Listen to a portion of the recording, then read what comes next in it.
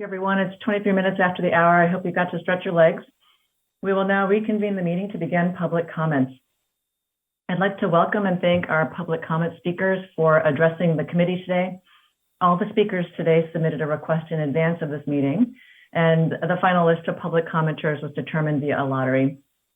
For our speakers today, we have a very limited public comment period. In order to make it through all the listed speakers, it's extremely important that each speaker limits his, her, or their remarks to 3 minutes.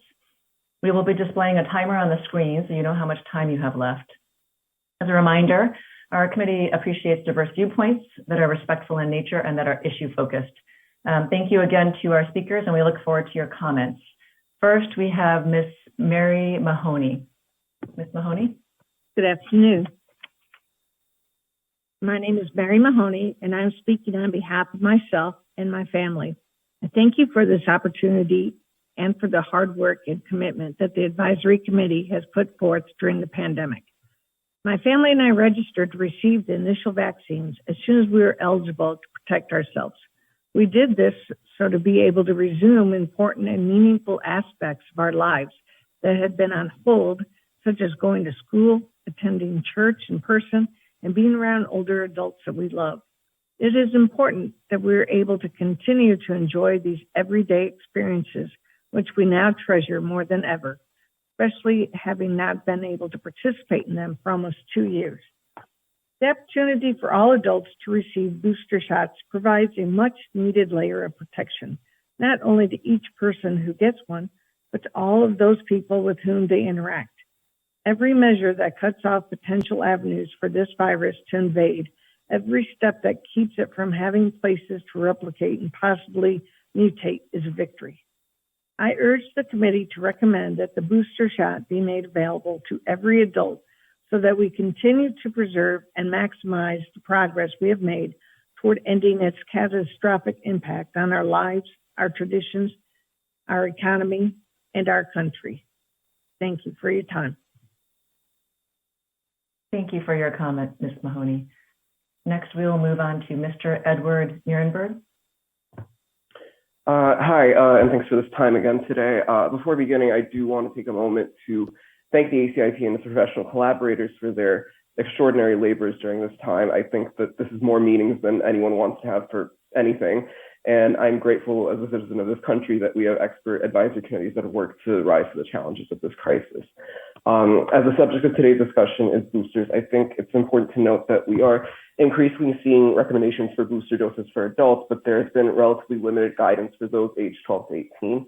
And I think it would be helpful to have that data regarding whether or not appreciable declining effectiveness of the vaccine is being observed in that age cohort, as currently there seems to be something of a data vacuum, and that's an absence of guidance.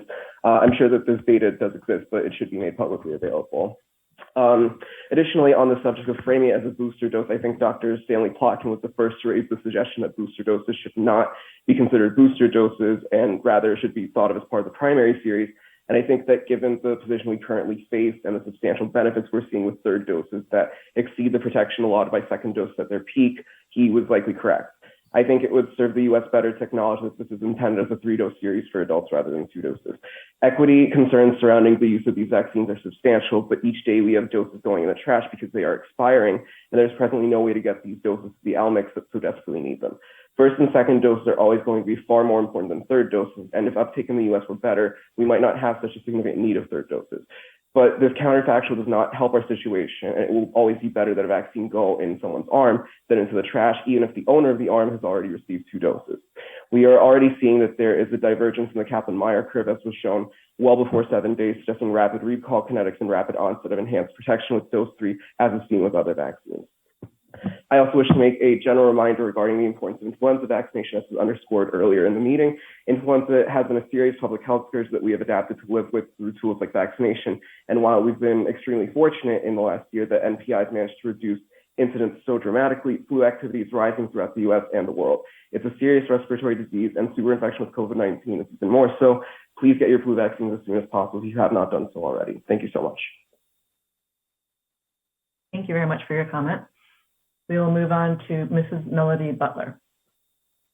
Good afternoon. My name is Melody Butler. I am a mother, a registered nurse, and the founder of Nurses Who Vaccinate. I'm also a dog owner, in case you hear that in the background.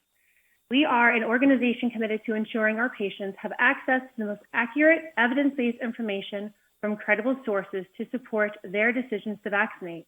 We know vaccines save lives, and we are grateful for the work of this committee to ensuring that before any vaccine is made available to the public, it is first and foremost safe and effective.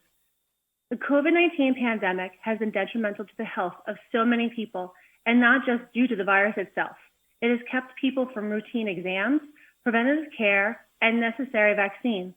Much of our work is centered around ensuring our patients, colleagues, and communities understand the importance of keeping up with their routine vaccines and doing their part to not only protect themselves, but society as a whole. We are disheartened by the misinformation campaigns that continually spread about the COVID-19 vaccine and treatments. While we as nurses are certainly no stranger to this anti-vaccine movement, the damage this can cause for those Americans who are simply looking for educated guidance for themselves and their families is unacceptable.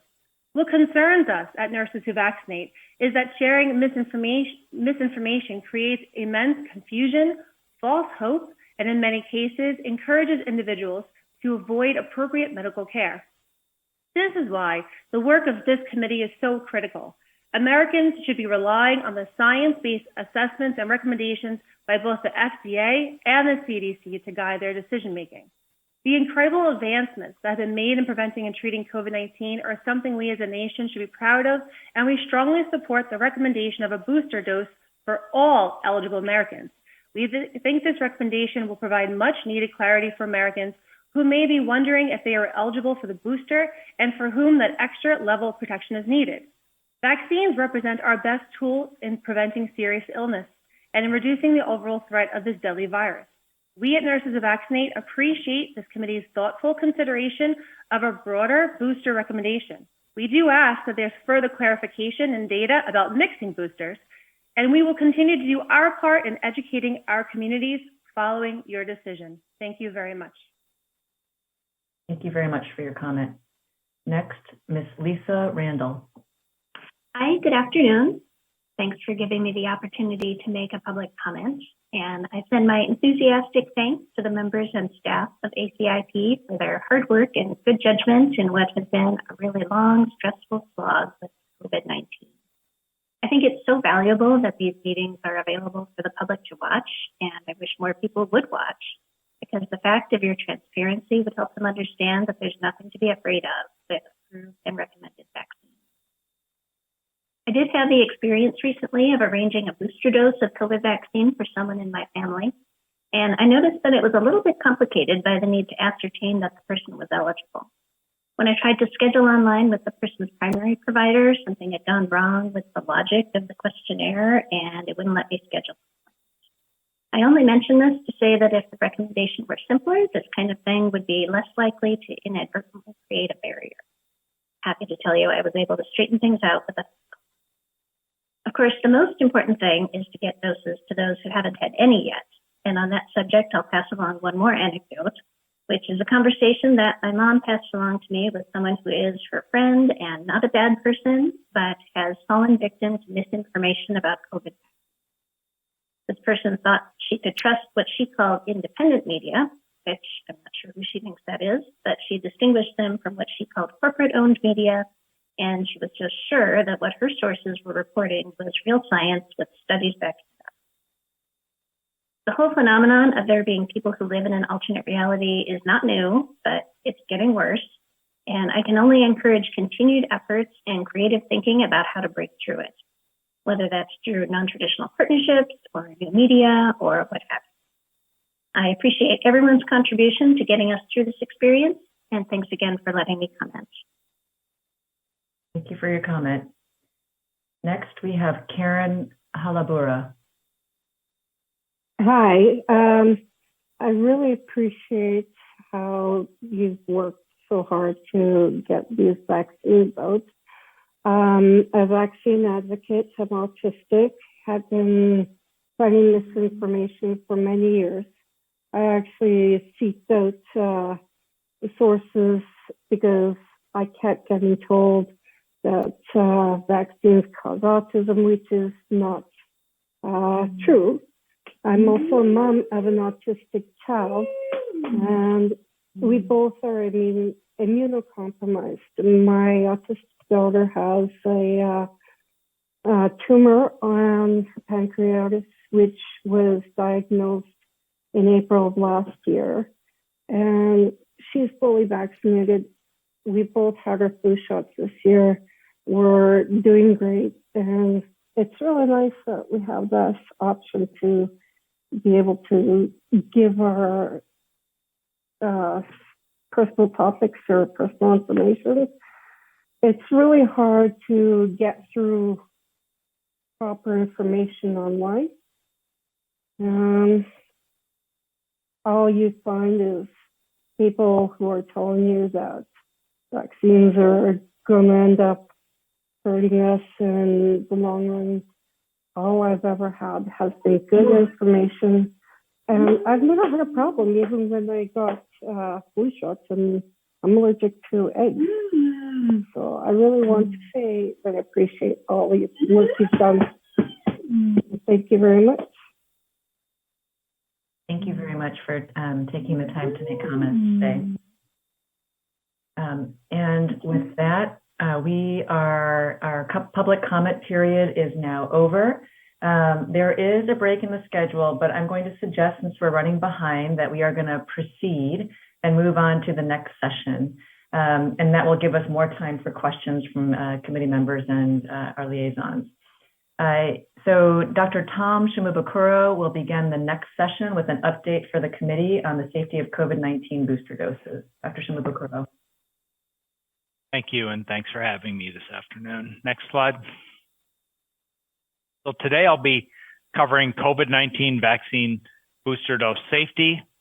And for the purpose of this surveillance review, Pfizer-BioNTech vaccination doses administered beginning September 22nd, and Moderna and Janssen vaccination doses administered beginning October 20th are assumed to be booster doses. Some doses might be additional doses administered to immunocompromised individuals and therefore misclassified as boosters, but using these anchor points gives us the cleanest analysis.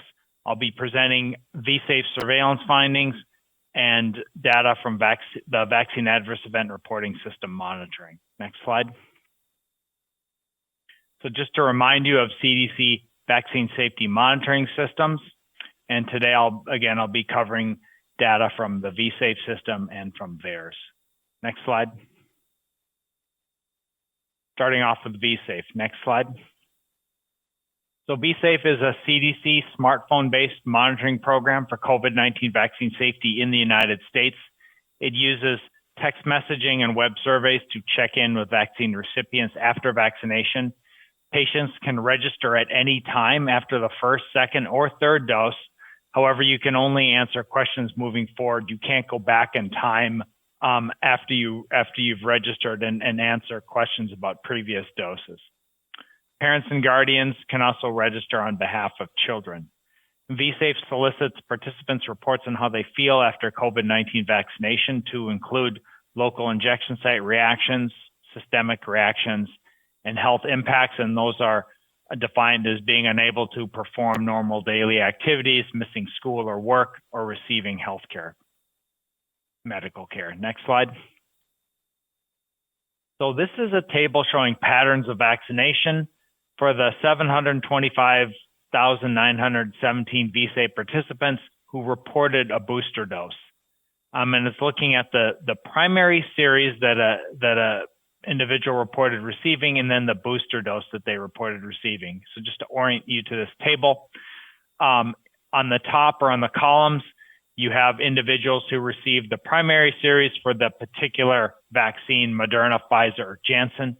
And then on the left-hand side there in the rows, you see the booster dose that they received. And really the take-home message from this table is that for the mRNA vaccines, overwhelmingly, people get boosted with the same vaccine they received during the primary series.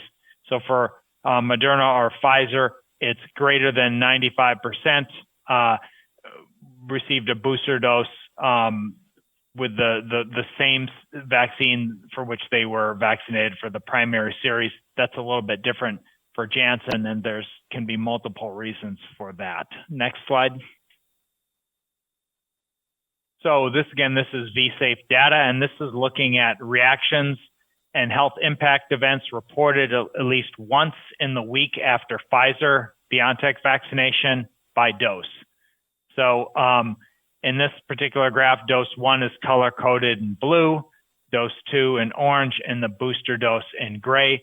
And we're looking at reactions and health impact events. And what you can see is that generally speaking, reactogenicity, either local reactogenicity, systemic reactogenicity, and health impact events are reported less following the booster dose compared to dose 2. These are statistically significant, although the differences are not that great. This is large data, and that can impact the ability to find statistically significant findings. There's slightly more medical care received after the booster dose compared to dose 2, but the differences were very small. Next slide. This is the same figure except for Moderna, and the general pattern holds true for Moderna. For injection site reactions or systemic reactions or health impact events, generally there's less reported reactogenicity or health impacts following the booster dose when compared to dose 2, although in some cases the differences are fairly small. Next slide. The next several slides are going to look at heterologous versus homologous prime boost combinations. And I'm going to take a little time to orient you to the slide because it's not completely intuitive. So what we're looking at are individuals who get a primary series with a particular vaccine, and then looking at what boost they get. So just for example, if you look at the first observation there, what this is are individuals who received the Moderna primary series, so dose 1, dose 2 with Moderna. And then you're looking at the reported local reactions for this graph in individuals who got boosted with Moderna compared to individuals who got boosted with Pfizer. And then the same holds true with the Pfizer observation. Those are individuals, again, who got the Pfizer primary and then either boosted with Moderna or boosted with Pfizer. And the general trend here is that regardless of the primary series you get, there is more reported local reactogenicity if you get boosted with the Moderna compared to getting boosted with the Pfizer. For Janssen, we're showing Janssen boost only with the Janssen primary, and you can see the Janssen booster is actually the least reactogenic for individuals who get the Janssen primary series. Next slide. So this is the same slide, but looking at systemic reactions. You can see the general trends persist in that for reported systemic reactions, at least once in the week after vaccination, individuals who are boosted with Moderna, regardless of the primary series, are reporting more systemic reactions compared with Pfizer and with Janssen for those who received the Janssen primary series. Although in the case of the Moderna primary and the Janssen primary, those differences are fairly small. Next slide. Again, it's the same format here, except we're looking at health impact events. And again, the trends generally persist, where there is more self-reported health impact events the week after booster for individuals getting the Moderna boost compared to the Pfizer boost, regardless of the primary series that they received. Next slide. So in summary, after over 725,000 VSafe registrants reporting a booster dose, most reported a primary mRNA vaccine series, followed by a booster dose from the same manufacturer. Consistent with findings on reactogenicity following a primary series, generally Moderna boosters appear to be more reactogenic than Pfizer-BioNTech booster, regardless of the primary series manufacturer. For Pfizer and Moderna, local and systemic reactions and health impacts were reported less frequently following a booster dose than dose 2 of the primary series. Next slide. So moving on to data from the Vaccine Adverse Event Reporting System, or VAERS. VAERS is the National Spontaneous Reporting or Passive Surveillance System that's co-managed by the CDC and the FDA. Next slide. So VAERS accepts reports from anyone, regardless of the plausibility of the vaccine causing the event or the clinical seriousness of the event. The key strengths of VAERS are its ability to rapidly detect potential safety problems and to detect rare adverse events.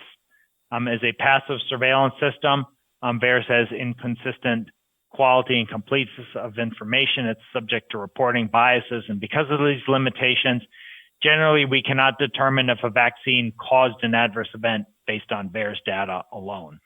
Next slide. There's a table of reports to VAERS following COVID-19 booster dose vaccination. On the left-hand side there, you see the first column, you have the manufacturer, vaccine type, and then you have the counts for non-serious, serious, and total reports. And I've put the doses administered underneath the manufacturer just to provide some context for the number of reports. But really the focus should be on the percent non-serious and the percent serious. And regardless of manufacturer, greater than or equal to 93% of reports are non-serious. This is consistent with what we see for the primary series for these vaccines and consistent with what we see for other vaccines in general. Next slide. This is a table showing the Crude reporting rates to VAERS for COVID-19 booster dose vaccination. This is in reports per million doses administered. You have the 3 manufacturers there, and then the number of doses administered. And what we do is take the number of reports, divide by the doses administered, multiply by 1 million, and we get the reporting rate per million doses administered. For Janssen, we have to do a bit of an extrapolation because there's less than 1 million doses, but that allows us to look at kind of a standardized comparison for the 3 vaccines. You can see when you look at the 3 vaccines, both the reporting rates for all reports and serious reports are comparable and fairly similar to what we see with the primary series for these vaccines. Next slide. So these are the patient characteristics for these booster dose reports to VAERS. The majority or most of these reports are in individuals age 50 and older. The median age was 62 years. The interquartile range was 45 to 71 years. And 2/3 of the reports were in females. This male to female ratio for reporting is consistent with what we've seen for the primary series for the vaccines, and also consistent with what we see for VAERS reporting in general. There are more reports in females compared to males. Next slide. We do capture information in VAERS reports on race and ethnicity. Most reports were in persons of white, non-Hispanic race and ethnicity, or unknown race and ethnicity, meaning it was that section of the form was not completed.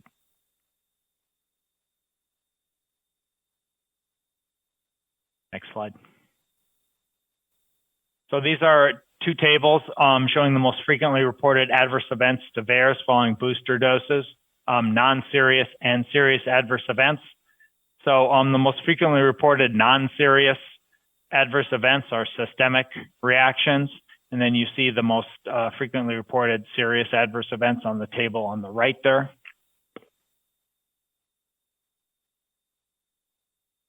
Next slide. So this is a replication of the serious table that you just saw. There have been 82 reports of deaths submitted to VAERS. And to put that in context, that's after 26.3 million booster doses administered in the United States. These are 82 initial reports of deaths following booster doses. That's 60 in Pfizer, 22 for Moderna, and no Janssen reports. The median age in these reports is 79 years. The interquartile range is 69 to 90 years. The preliminary impression of the cause of death when sufficient information is available to make that determination is listed below there in the sub-bullets.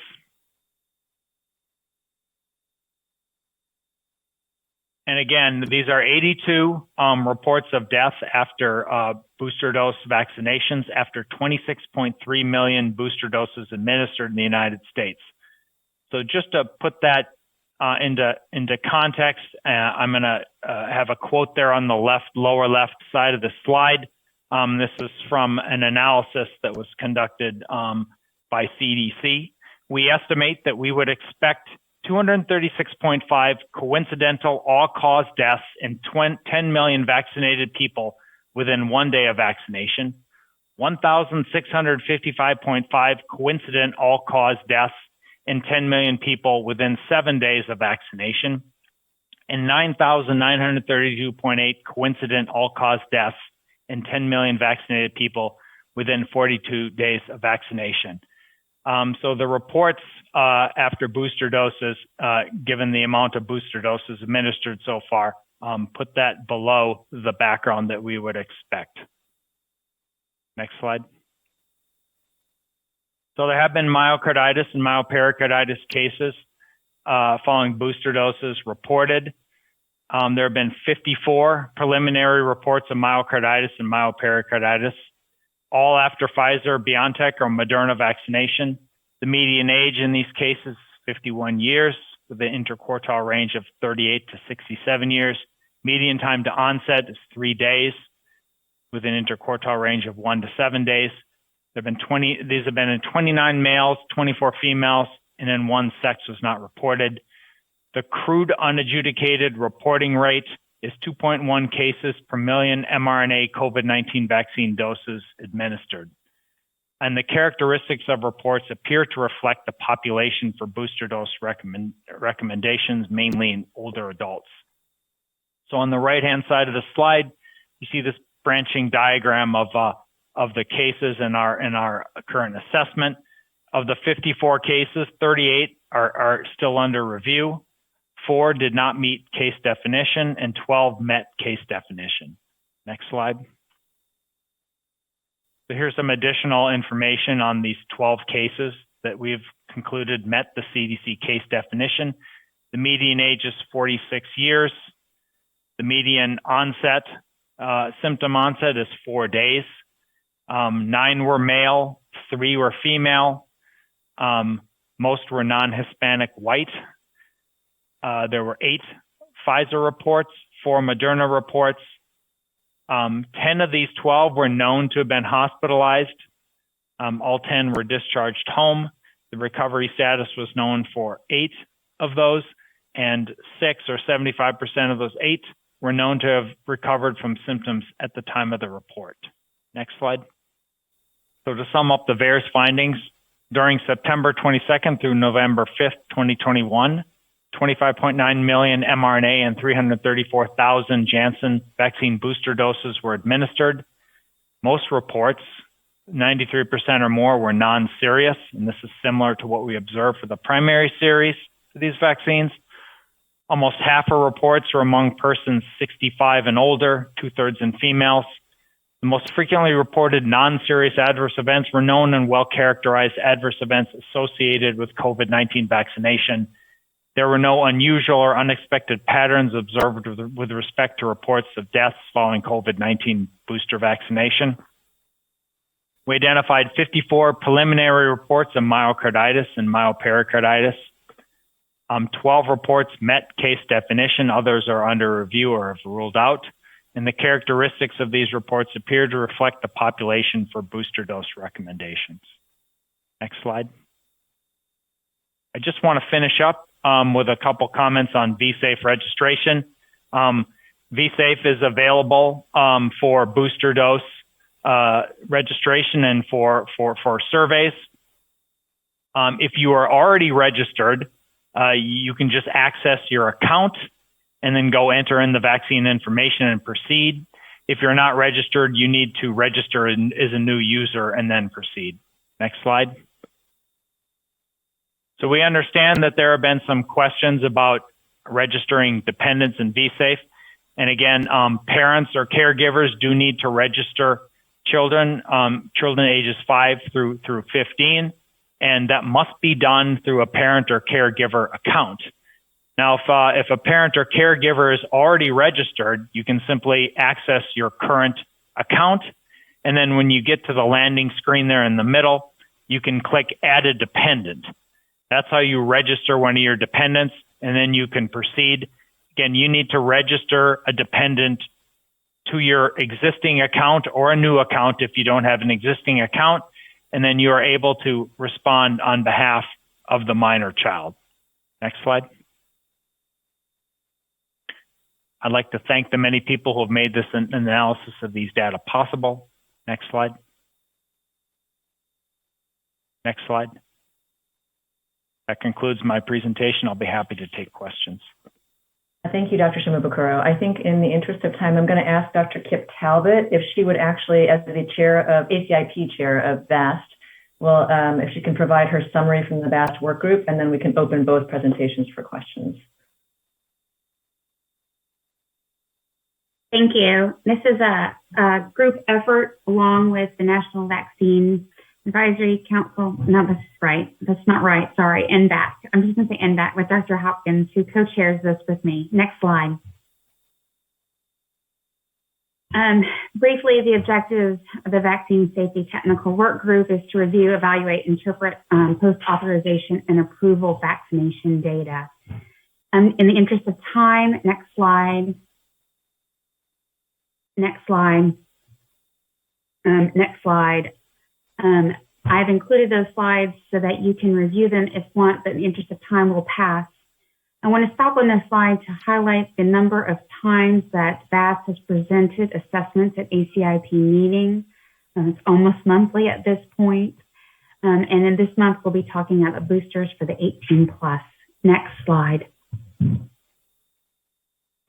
So safety data today. VAST previously reviewed U.S. safety data for the September 22nd ACIP vote on boosters. Data available for third doses was mainly at that time provided under recommendation for persons with immunocompromising conditions. Since that time, we've been able to accrue more safety data. And the data that was reviewed includes data from VAERS, VSafe, and the Israel Ministry of Health data. Next slide. The booster vaccination data that comes from VAERS includes information from the almost 26 million doses of booster doses that have been administered. 26 million, almost of messenger RNA and 300,000 of the Janssen vaccine. Among the almost 12,000 VAERS reports, almost 93% were non-serious, and almost half were persons aged 65 years of age and older. The most frequently reported non-serious adverse events were similar to adverse events reported after earlier doses of COVID-19 vaccine. So very similar to the reactogenicity panel that were previously seen. There were 54 preliminary reports of myocarditis, all after messenger RNA vaccination. There have been 12 of these reports that have been verified, that have met CDC case definition, and 38 are pending investigation. The age distribution reflects the booster dose recommendation. Next slide. The data from VSafe includes the following. Safety data after booster doses have been reported by over 700,000 VSafe participants. Most reported a primary messenger RNA vaccine series, followed by booster from the same manufacturer. For both messenger RNA vaccinations, local and systemic reactions and health impacts were reported less frequently following a booster dose than following dose 2 of the primary series. The Moderna booster appears to be more reactogenic than Pfizer-BioNTech booster, regardless of the type of messenger RNA vaccine given previously. Next slide. We had been shown data from Israel. So this is the data from the third dose. In Israel, booster doses of Pfizer-BioNTech vaccine were phased in, first for persons greater than 60 years of age.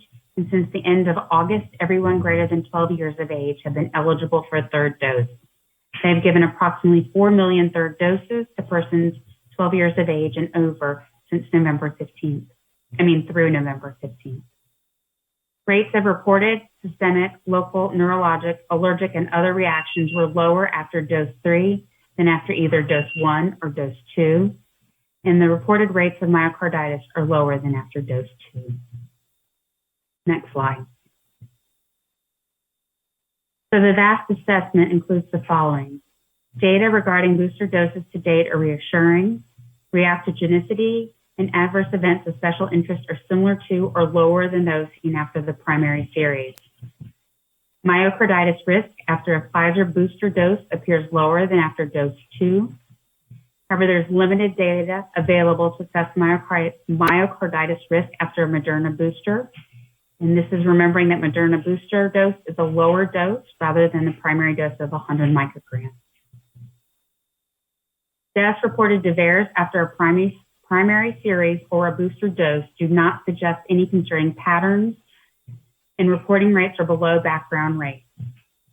VAST will continue to review further safety regarding booster doses as data becomes available, collaborate with global vaccine safety colleagues on key issues, and provide updates to the ACIP work group and ACIP at future meetings. Next slide.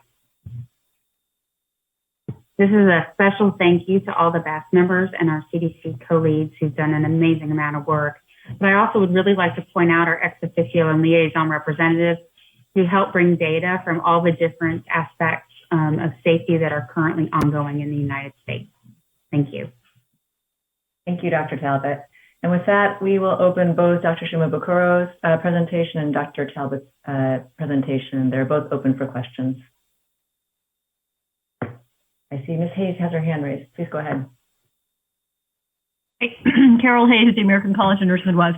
Dr. Shimabukuro, could you please elaborate on how many people died of COVID infection after receiving the booster, what the total number of those deaths were, and which primary series of vaccine did they receive? Can you repeat that question again? Certainly. You listed under the 82 people that died that some of them died of COVID. And I was curious if you could say how many there were that died of COVID after being vaccinated and what series of vaccine did they receive initially? I don't have that information on hand. I'd have to go back to the physician reviewers and to the database to get that information. I do want to say that these are preliminary reports. We're in the process of following up on these reports to get medical records, get death certificates, and then for autopsy cases, get autopsy reports, and that process can take a while.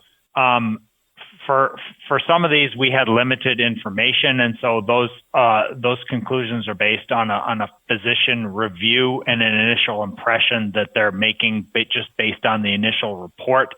So I think we'll have to do additional follow-up before we can draw some harder conclusions about the cause of death and confirm that these individuals actually had COVID. But I can go back and get that specific information for you. Thank you. Thank you, Dr. Daly. Yeah, this is a question for Dr. Shimabukuro. I think I understand this, but for the listening public, could you discuss a little bit the size, scope, and relationship that VSafe has to VAERS? Because I was really struck by what a large number of booster doses have already been registered within VSafe and how quickly that data was available. Over. Well, VSafe is a voluntary self-enrollment program, so anyone who gets a vaccination can register and enroll in VSafe and start sending information back to CDC. We anticipate that, we think that a lot of these individuals were already registered, and a lot of people who got early vaccine doses were probably existing VSafe registrants and were essentially early adopters. And so we were pleasantly surprised about about the participation for the booster doses, and that those numbers continue to grow by the day. VAERS is a spontaneous reporting system, so in that case, unlike VSafe, we're asking people have registered and we're asking them for information back. In VAERS, as a spontaneous reporting system, we're in receipt of reports that people, either the patients themselves or healthcare providers, choose to send to us. I anticipate that our database will grow. Our database on booster dose safety and VAERS will continue to grow as more doses are administered. I also want to mention that we are monitoring booster dose safety in our vaccine safety data link system, which is an electronic health record based system. In that system, we have complete or near complete information on about 12 million persons per year. It's a very robust system. We are currently accumulating vaccinations in that system. In the vaccine safety data link, we also need to accumulate follow-up time. So we'll be happy to come back to ACIP at a later date and update them on safety findings from the vaccine safety data link. Great, thanks. Dr. Lee, can I ask a quick follow-up question? It's quick. So Dr. Shimabukuro, is it my understanding that potentially serious adverse events following vaccination in VSafe can then be referred on to VAERS for further evaluation? Over. If an individual reports that they received medical care during one of their health check-in surveys, then we refer that case to a follow-up group, and they will contact that person and take a VAERS report if appropriate, or or help facilitate the patient to report a VAERS, to report the adverse event of VAERS. Thank you. Dr. Paling. Yes. Dr. Shimabukuro, thank you for a very thoughtful and thorough presentation. I wanted to ask and make sure I'm interpreting data correctly. So in the VAERS, which is trying to be sensitive and identify things, you're reviewing and verifying what is correct. But so far, it appears that the myocarditis after vaccination can occur, but is even more rare than after the second dose, and seems to have the same pattern. Is that the correct interpretation? Thank you. I think it's a bit early to draw conclusions about third dose or about booster dose and myocarditis. So we have, relative to the amount of booster doses that have been given, a relatively small number of reports of myocarditis and myopericarditis. But I think it's difficult to compare what we're seeing with booster dose compared to what we're seeing with primary series because of the recommendations, where most of the individuals getting booster doses tended to be older. And I think if you look at the demographics of the reports that we've received so far after booster doses, they're representative of the population that's getting vaccinated, which is different than for the primary series, where we were mainly seeing this risk in adolescents and young adults.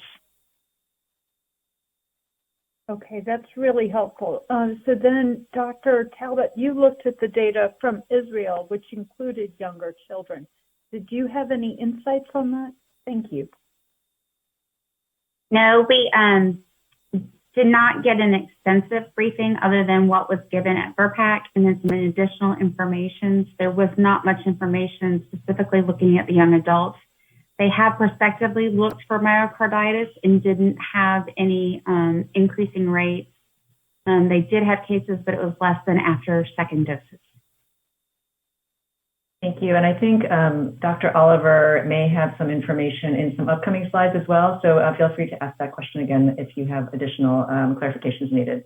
Dr. Sanchez.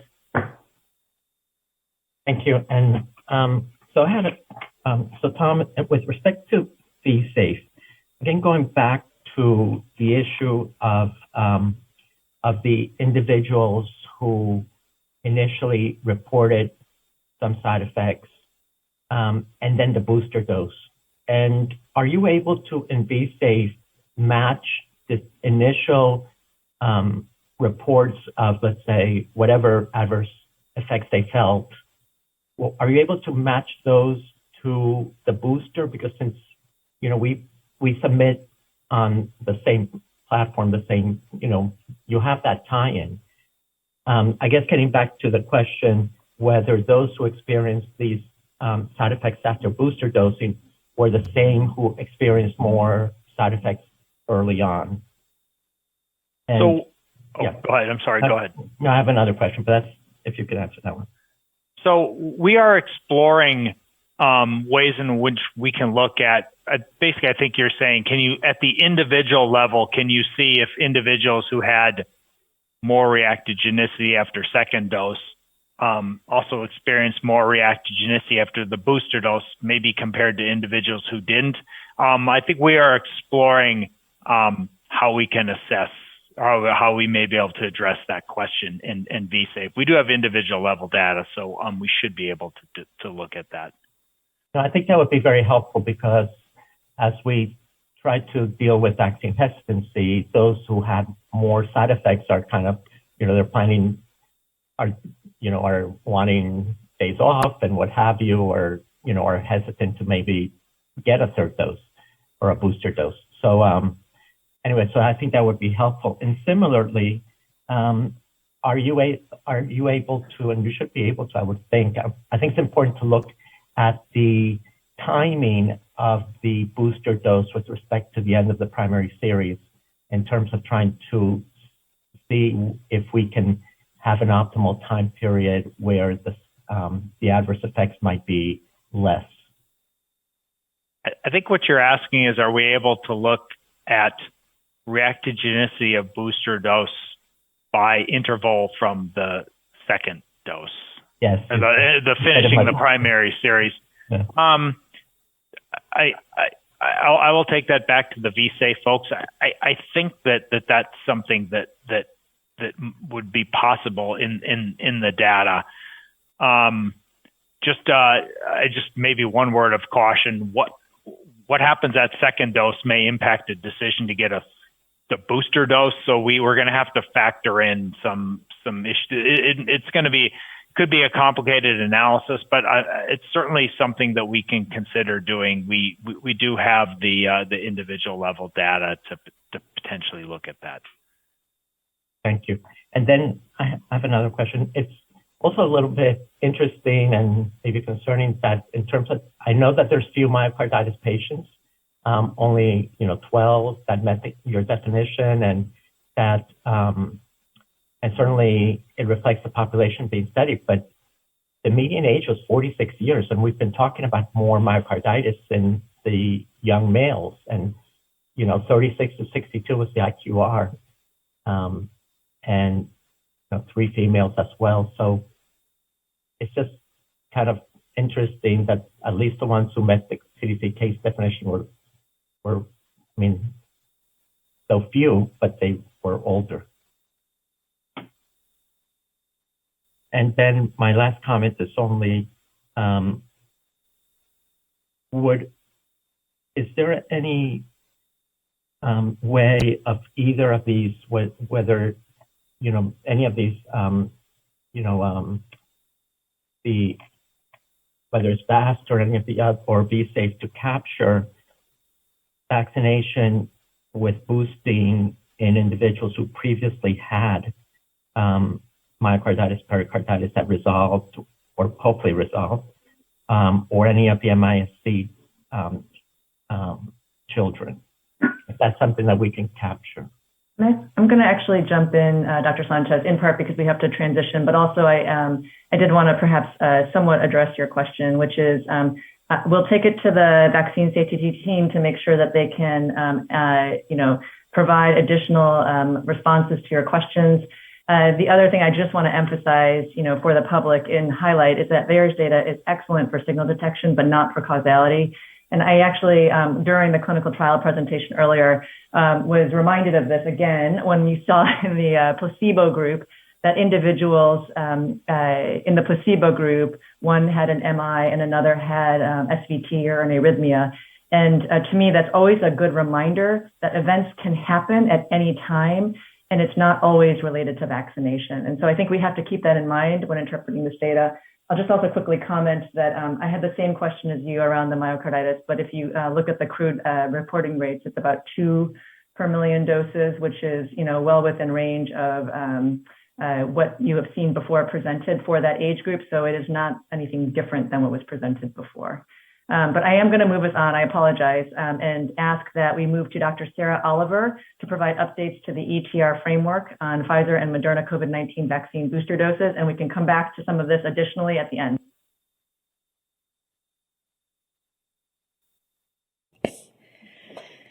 Thank you so much. Next slide. So as a reminder, we used a slightly modified evidence to recommendation framework to discuss the recommendations around COVID-19 boosters. And so we'll go through these domains today. Next slide. What we'll talk about today is an update to the EtR framework. We've addressed recommendations previously, so for the full EtR presentations in grade, you can review these at the links that are shown here. We've also listed the presentations and the dates that we talked about them. Next slide. So these are the current recommendations for a COVID-19 vaccine booster dose in persons who received a Janssen COVID-19 vaccine primary series. All persons 18 years of age and over should receive a single COVID-19 booster dose at least 2 months later. And any authorized, FDA-approved or authorized COVID vaccine can be used for a booster dose, regardless of the vaccine received for the primary series. We won't be talking about updates to this recommendation today. Next slide. These are the current recommendations for a COVID vaccine booster dose in those who completed an mRNA vaccine primary series. Persons who should receive a COVID booster dose include those 65 years of age and over, those 18 and over residing in a long-term care facility, and those 50 to 64 with underlying medical conditions. Persons who may receive a booster dose based on individual benefit risk include those 18 to 49 with underlying medical conditions, and those 18 to 64 at increased risk for SARS-CoV-2 exposure and transmission because of occupational or institutional settings. These are recommended for 6 months after completion of the primary series. And again, any FDA authorized or approved vaccine may be used. Next slide.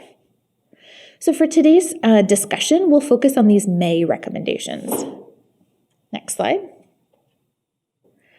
So the policy question we're bringing before ACIP today is, did the balance of benefits and risk, as well as facilitation of implementation, warrant an update to COVID vaccine policy?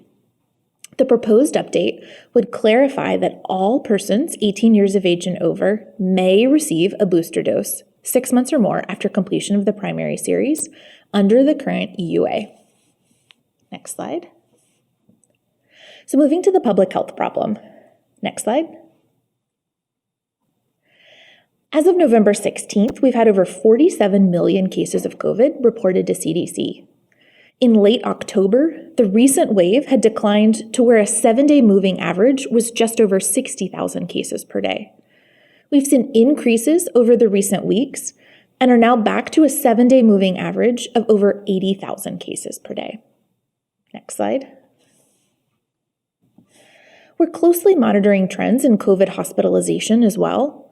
Hospitalizations can lag behind increases in COVID cases, so while we haven't seen substantial increases in hospitalizations to date, we'll closely watch as we go into the next few weeks and months. Next slide. Then in a country as large as the US, we know that the pandemic can evolve differently in various regions of the country. While parts of the country had an earlier Delta surge, many aspects of the country are seeing higher case rates now than they had in recent weeks to months. Next slide. Over 195 million people are fully vaccinated in the US, representing 69% of the population 12 years of age and over. The figure on the left shows the number fully vaccinated by vaccine type. Next slide. This slide shows COVID-19 vaccine first doses administered by age group. As you know, early in the vaccine distribution, we saw many of the older population vaccinated, moving into younger age groups as the time progressed. Next slide. So moving to vaccine effectiveness data for the primary series, here's showing data from the Increasing Community Access to Testing, or ICAT platform, that gathers pharmacy testing data and assesses VE against symptomatic infection.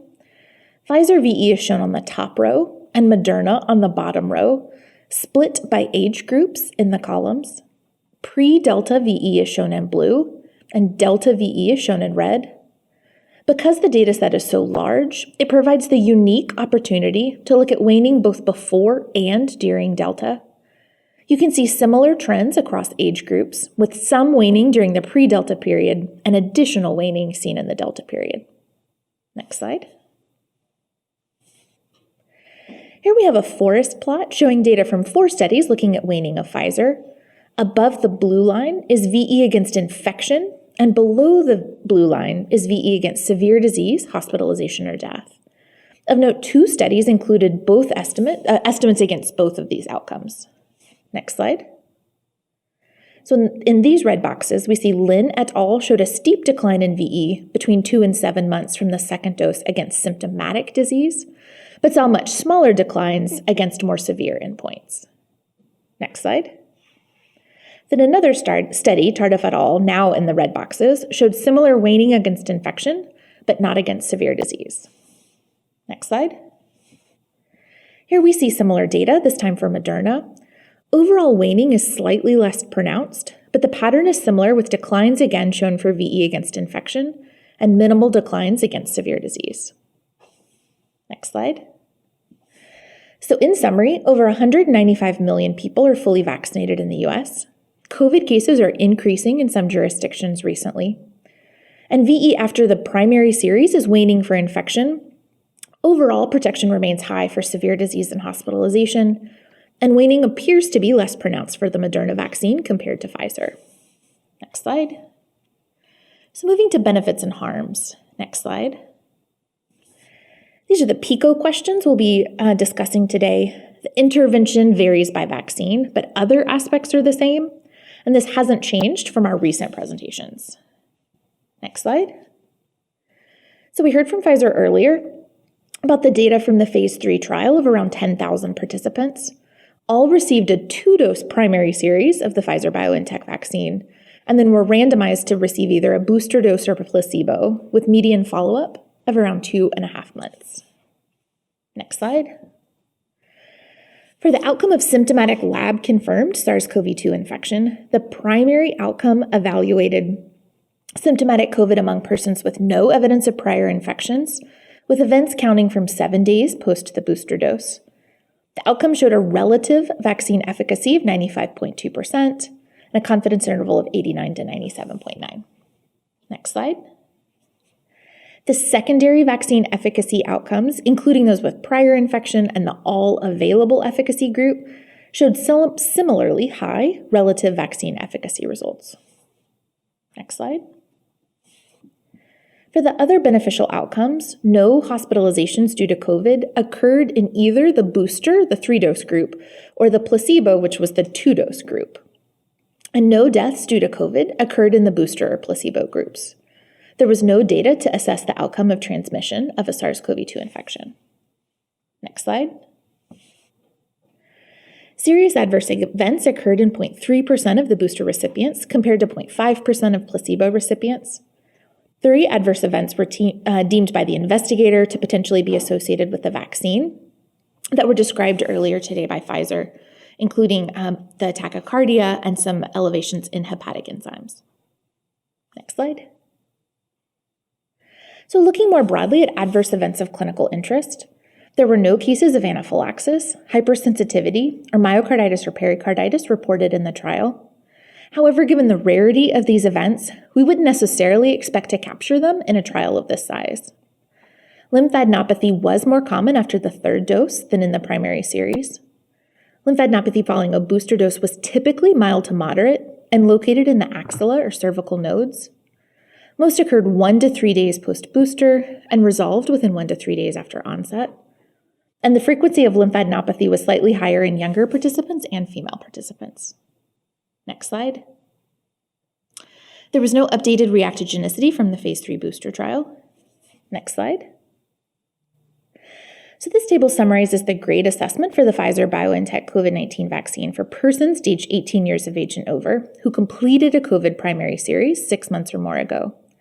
In terms of benefits, beginning with the prevention of symptomatic lab-confirmed COVID, the newly available data indicate that the Pfizer-BioNTech COVID-19 booster dose is effective in preventing symptomatic lab-confirmed COVID with a high evidence of certainty. No new data were submitted for the outcomes of hospitalization due to COVID, death due to COVID, or transmission of SARS-CoV-2 infection. And the grade assessments for these outcomes didn't change.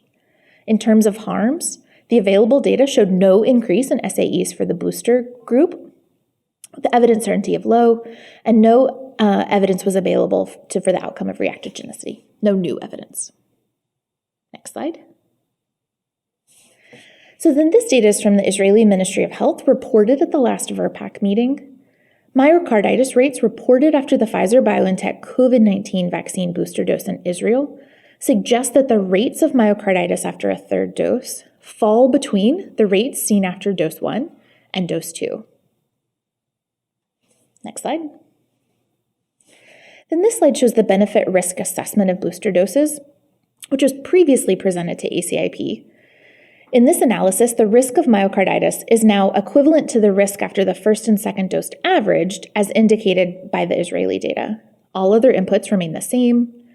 Over the next 6 months, per million booster doses given, many more hospitalizations would be prevented than myocarditis expected for all age group, even when considering a differential myocarditis risk by sex. Next slide. In summary, the phase 3 randomized controlled clinical trial booster efficacy data demonstrates that this booster dose provides additional protection and is safe.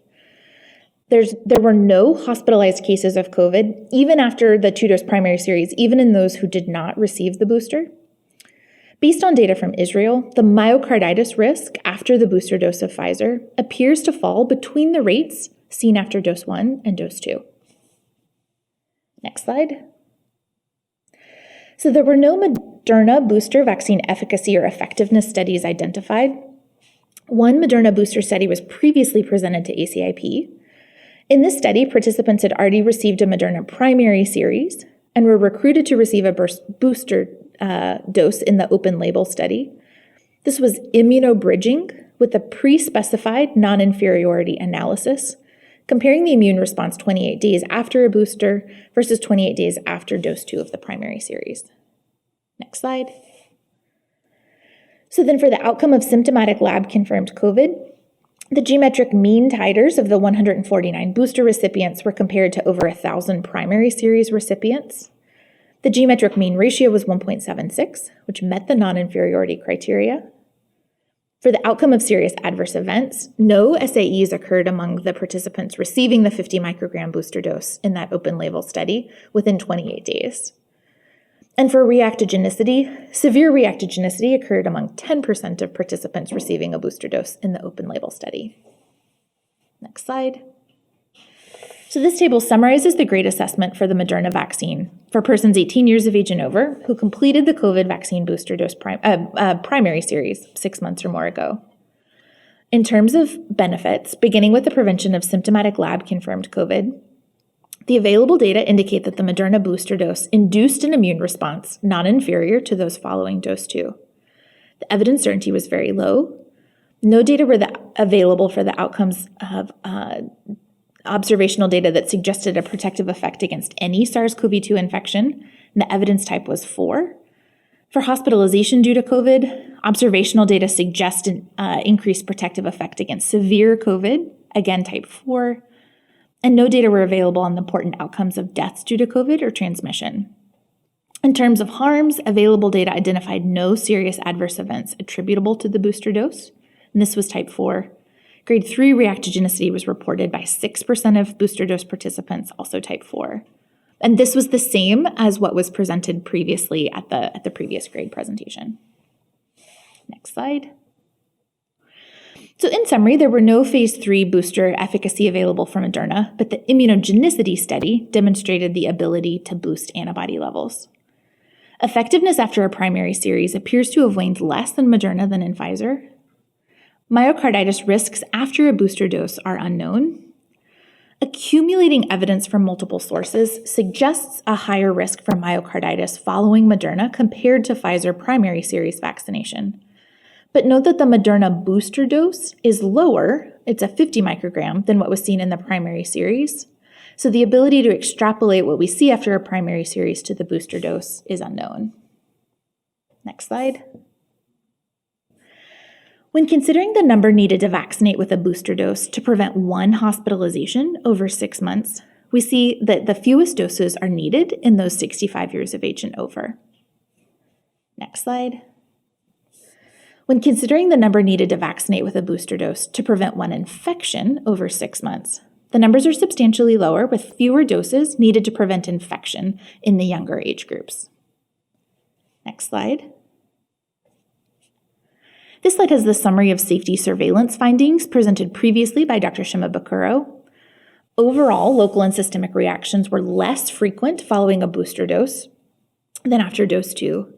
The Moderna booster appeared to be more reactogenic than Pfizer. For VAERS, most reports were non-serious. Rare cases of myocarditis have been reported after a booster dose, and investigations are ongoing to review and confirm these cases. Next slide. We also wanted to highlight what is known around the impact of booster dose on transmission. After a primary mRNA COVID vaccine series, protection against asymptomatic infection, and therefore presumably transmission, was found for a time period. The largest impact was seen in the first 2 months post-vaccination, and likely an impact of very high antibody titers. We have limited data on the impact of boosters on asymptomatic infection or transmission. However, one study from Israel found lower viral loads in patients with breakthrough infections after booster doses, similar to the viral loads seen within 2 months after the primary series. An early VE against SARS-CoV-2 infection after a booster dose demonstrates an increase in VE, and the studies aren't limited to, but do include asymptomatic infection. So while we know that protection against asymptomatic infection may not be permanent, even temporary protection may factor into the benefit-risk balance, especially as we approach the winter and holidays with increased traveling and indoor gatherings. Next slide. So in summary, booster doses of the Pfizer vaccine were effective in preventing lab-confirmed symptomatic SARS-CoV-2. Data from the Moderna trial doesn't provide efficacy data, but demonstrates the ability to boost the immune response. The individual benefit-risk balance for boosters varies by age, with the largest benefit seen in older adults. Among other ages, there's likely variation within the balance of benefits and risks, given exposure, medical condition, and sex. However, the myocarditis data after booster doses is reassuring to date. And we're also unable to account for other benefits, including possible impact on rates of community transmission. Next slide. So now to move to values and acceptability. Next slide. This was in a survey that was done recently, and there appears to be uncertainty among fully vaccinated adults around eligibility for a booster dose. 4 in 10 fully vaccinated adults said they're unsure whether they're eligible for a booster dose, while 21% of fully vaccinated adults 65 years of age and over say they've already received a booster dose, and another 52% believe they're eligible.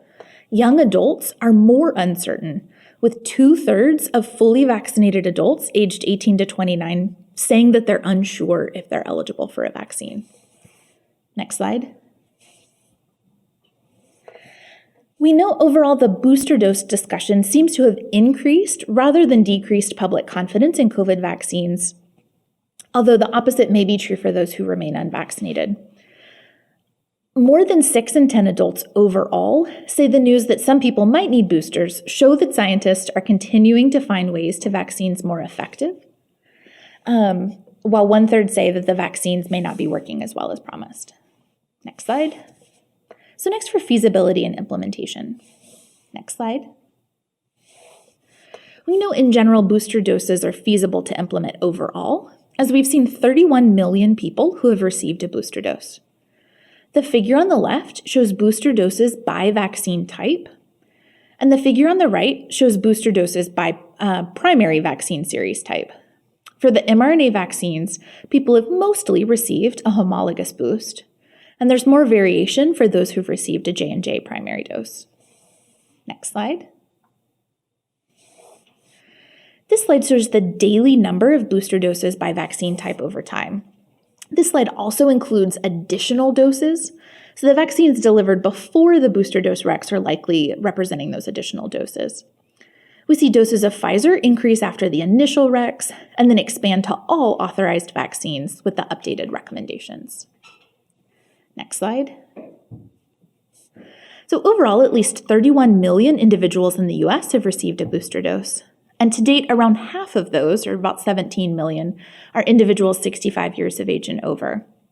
And we know that some states are currently broadening booster eligibility criteria. Next slide. Then for some considerations around implementation. Vaccine recommendations that are based on risk or exposure are more difficult to implement than age-based recommendations.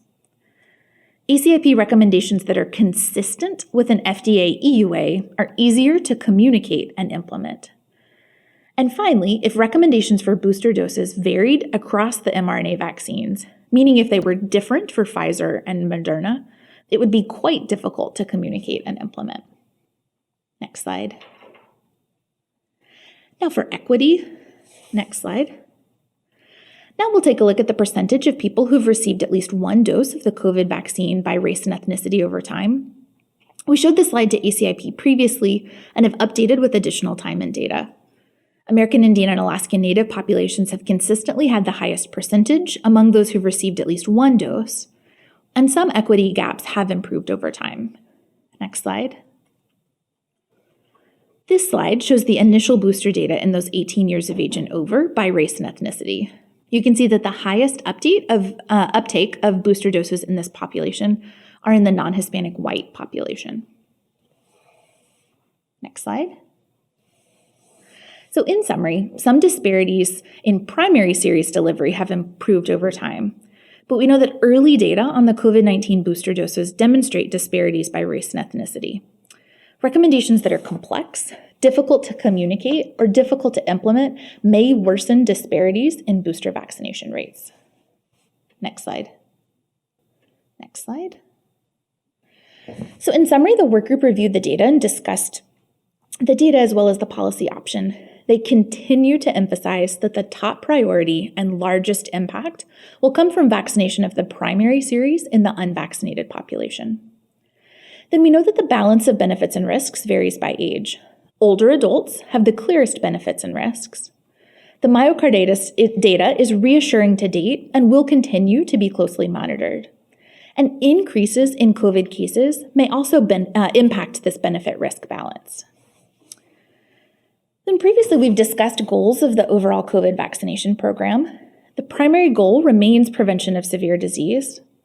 And the work group has discussed the importance of these secondary goals as well, maintaining workforce and healthcare capacity, and also a goal to reduce infection and transmission. It's unknown the impact of a COVID vaccine booster dose on prevention of transmission.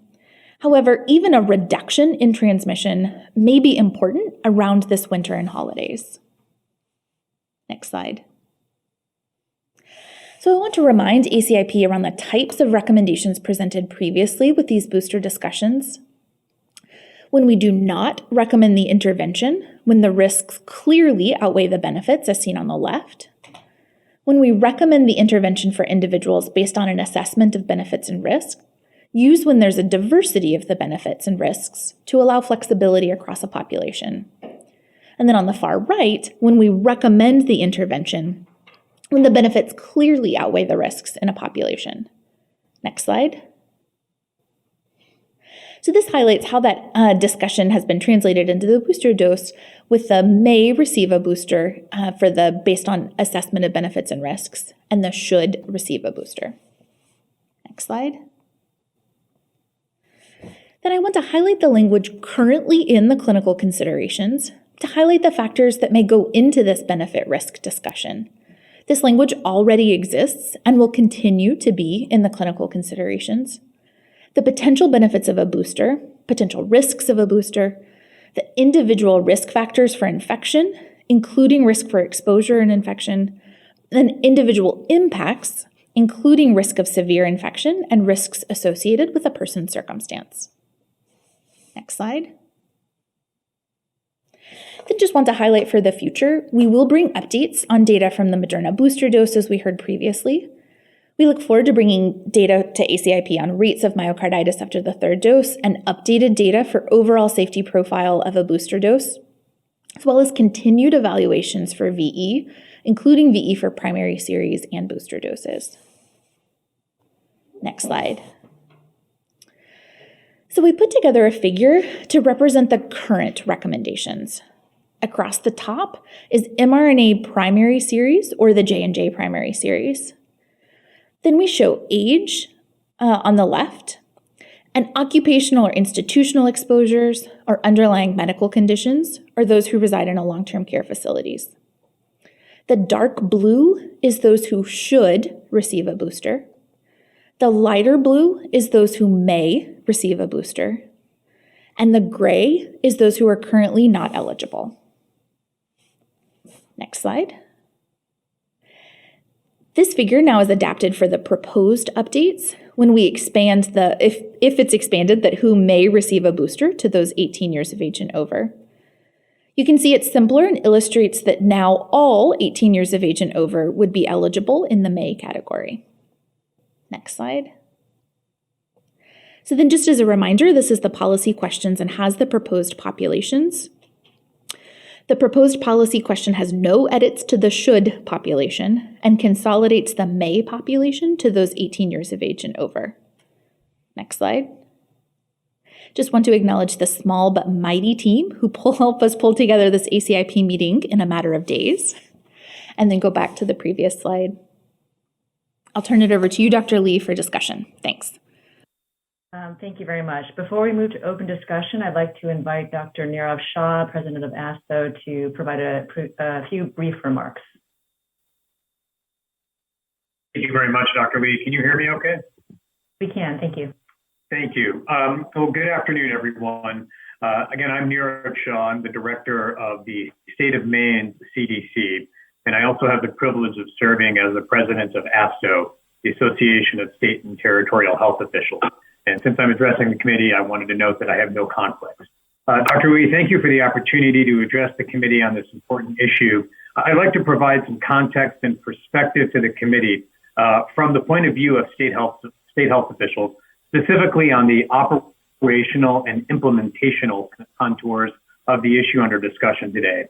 Last night on our all-state health official call, we actually discussed this precise topic in detail. States were strongly in support of expanding, clarifying, and simplifying the eligibility guidance in the manner that's been discussed and proposed. Indeed, I'll take it a click further. There was not a single state that voiced opposition to this move. Our summary and rationale was that the current guidelines, though well-intentioned and thoughtful, generate an obstacle to uptake of boosters. In pursuit of precision, they create confusion. This is what we see happening in our jurisdiction.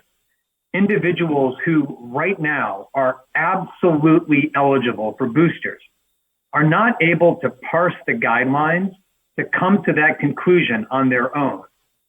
This is in part an inherent limitation of the approach that we've used here, wherein individuals make their own eligibility determination. But this is why states believe that a move of the sort under discussion today would remove confusion and replace it with clarity. Our concern is that eligible individuals are not receiving boosters right now because of this confusion, and as a result, not enjoying the various benefits that have been discussed today. We urge you to move in the direction of expanded, simplified eligibility. In that world, instead of wondering if individuals are eligible, Anyone over 18 and over simply needs to find a clinic and get a booster. Operationally, such a move has the benefit of easing pressure on state health department immunization program staff who are now fielding a high volume of booster eligibility questions. Simplifying eligibility will allow staff across the states, territories, and local health departments to focus on making vaccination, primary vaccination series, as easy and accessible as possible. Thank you very much, Dr. Lee. Thank you very much. Oh, I want to open up Dr. Oliver's presentation for questions. I'm going to ask committee members to focus your questions on issues that you feel would impact a vote. Thank you. Any questions from committee members?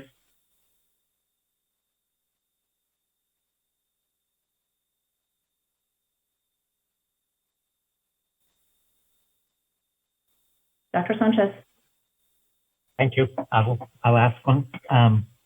No, I think that there's no question that clarity in recommendations is essential for optimal vaccination of the population. So I would be in favor of the may receive designation, in which individuals can assess their own risk factors. Certainly, and obviously I do agree with the should in those individuals.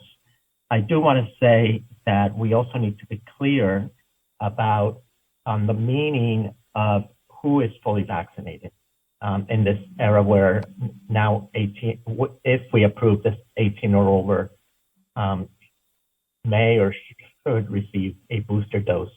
So I would just make sure that we clarify that the fully vaccinated is those with the primary, should be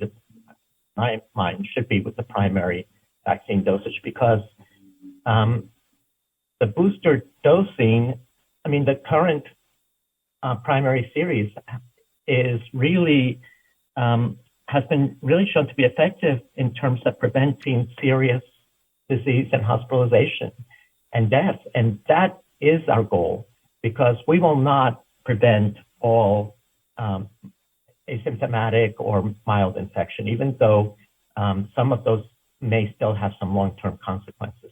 That cannot be our goal. And some of the individuals who are young, 18 to 39, who are otherwise well, may decide on their own that they don't want the risks of possibly myocarditis or any other issue. So that's my comment. Thank you. Thank you, Dr. Sanchez. Dr. Long. Yes, my comment is really on the tail of Dr. Sanchez's.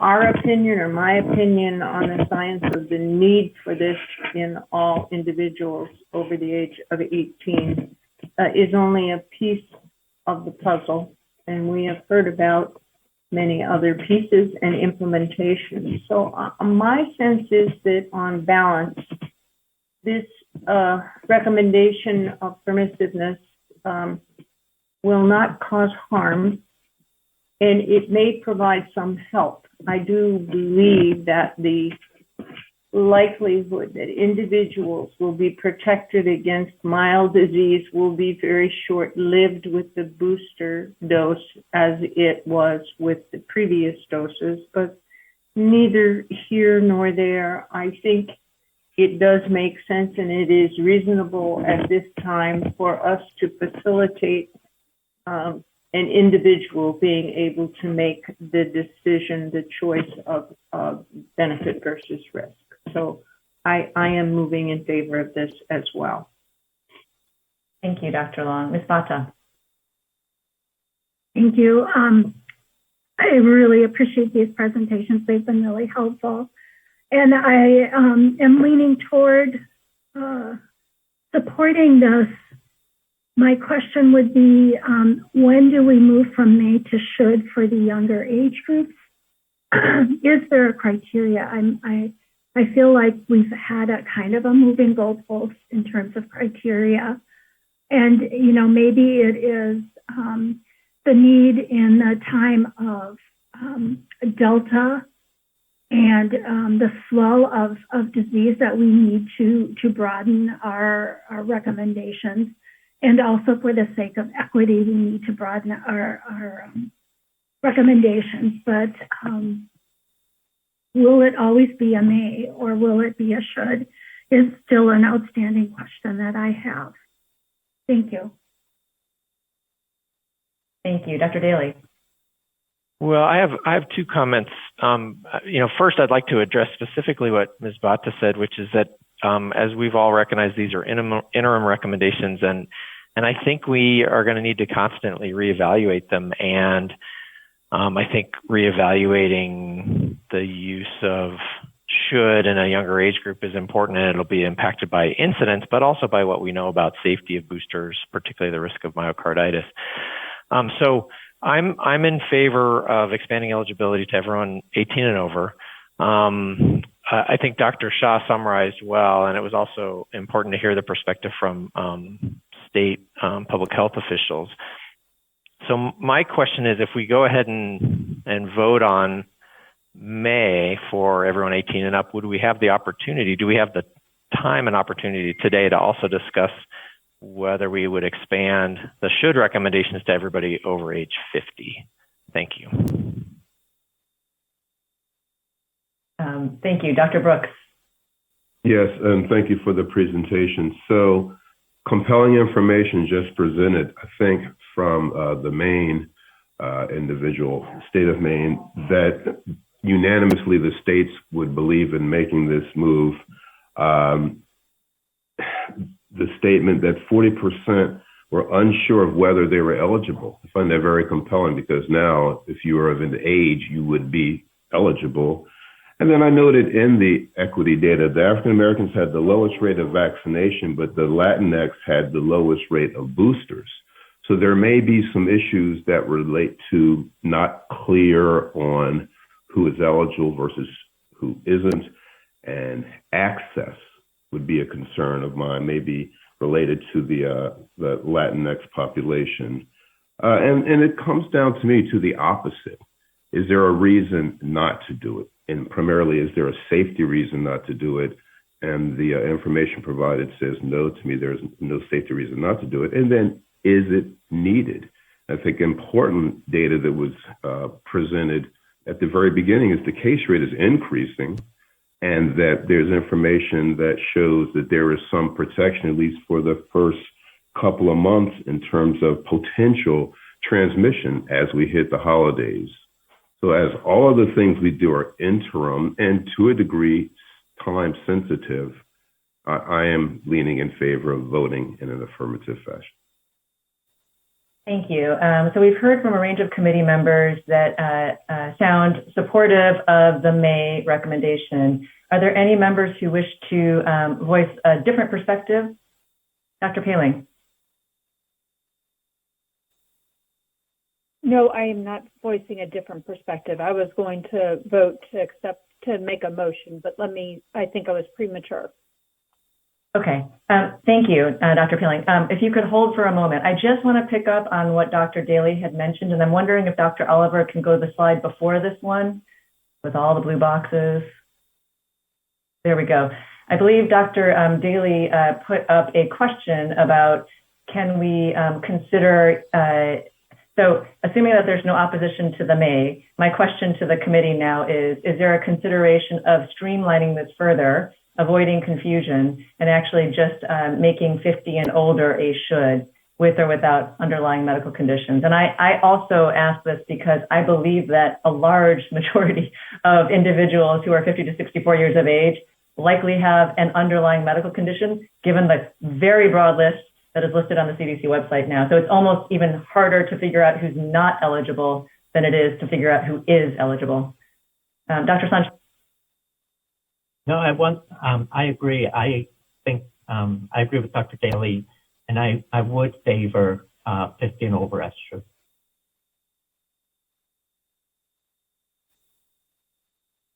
Dr. Lair. The last time I looked at the data, it appeared that about 1/3 of people between 50 and 64 had a risk factor which made them eligible for the pneumonia vaccine, which is the last time I did that research.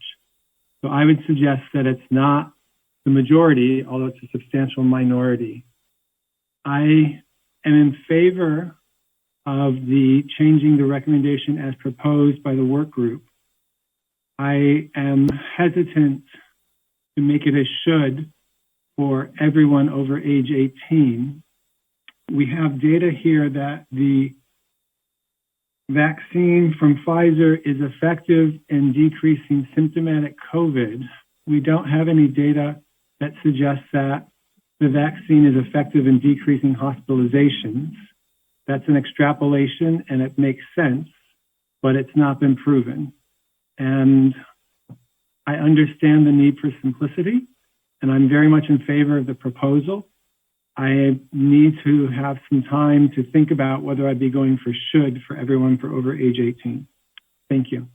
Yeah, let me just clarify. I think what's on the table is a may for everybody over the age 18 and a should for everybody over the age of 50. That's the last version. I just want to confirm. Correct. But I think you were bringing up the issue of possibly, as this group sitting here, what I interpreted your comments to mean were, do we want to move forward? We may not even be able to based on the FDA, but did we want to move forward today for a should? And that's what my comments were directed at. Okay. I will just clarify that I intended my comments to echo Dr. Daly's, the 50 and older.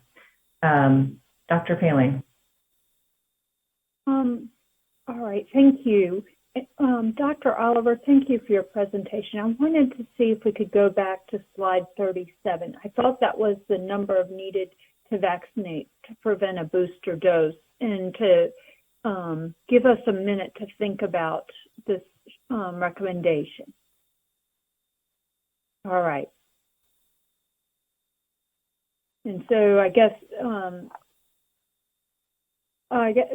Dr. Daly, is the recommendation to do should because of preventing hospitalizations, or could you provide some more clarity and to make this a simplified recommendation, or is there something else I should be thinking about? Thank you. Dr. Lee, could I jump in and address that? Of course, sorry. Since that was directed at me. Yep. Yeah.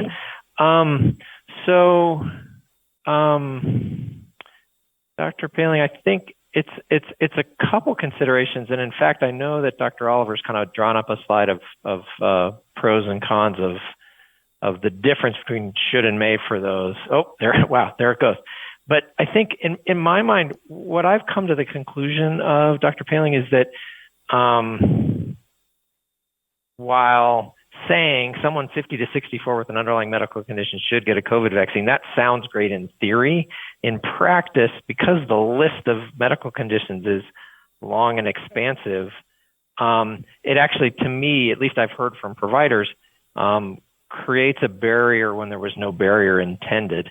The barrier it creates is that somebody who's doing due diligence feels like, oh, I got to go check this list of 50 conditions and see if somebody meets those conditions.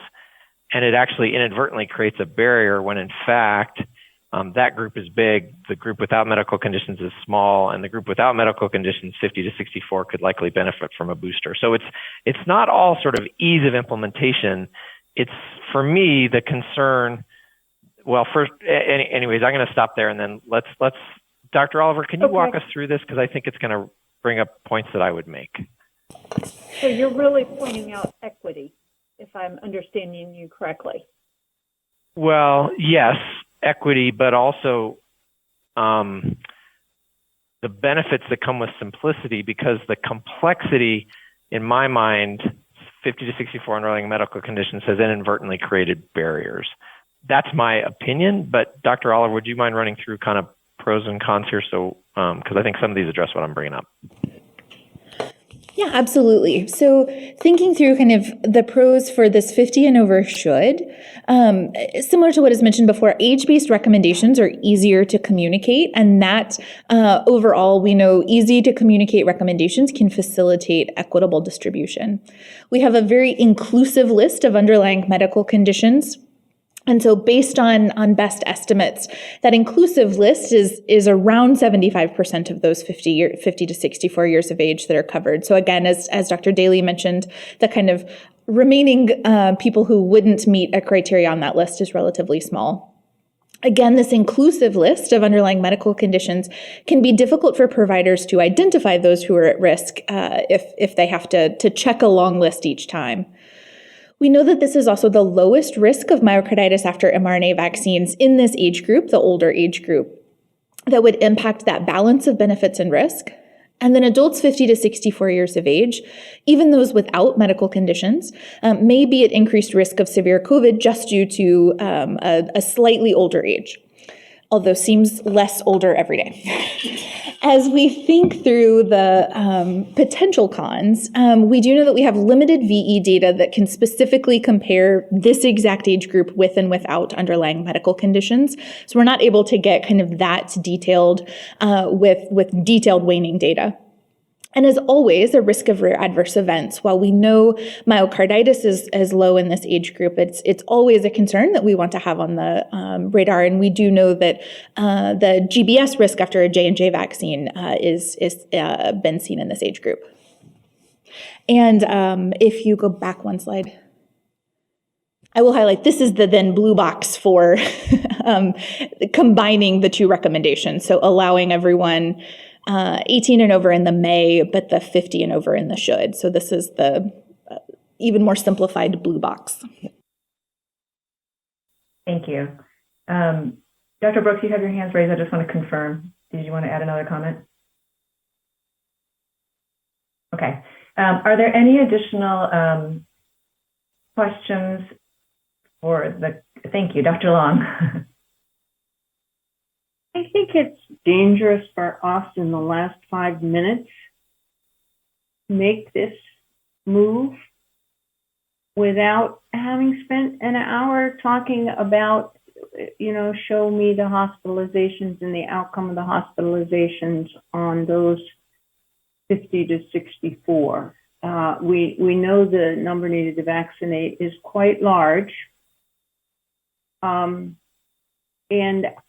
although, again, we've said, the balance is I don't think there would be harm, but a should is something that is then taken by others than us to mandate such things and also to make people feel that they haven't done the right thing if they have looked at the data or if they have considered it and decided that they're going to continue to mitigate and they don't feel they need a booster right now. And they may be right because everybody may need another booster in 4 months, 6 months. We don't know. I think it's hazardous for us to make that kind of, I think, a substantial change in the last 5 minutes.